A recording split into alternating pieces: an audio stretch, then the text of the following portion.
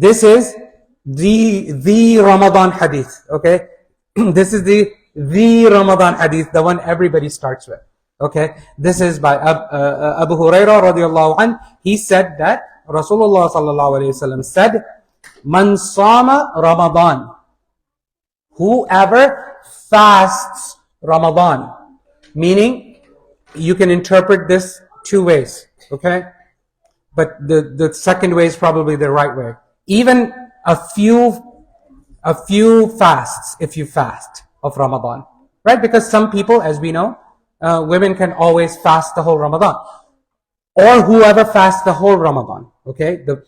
Whoever fasts Ramadan, meaning the whole Ramadan, how?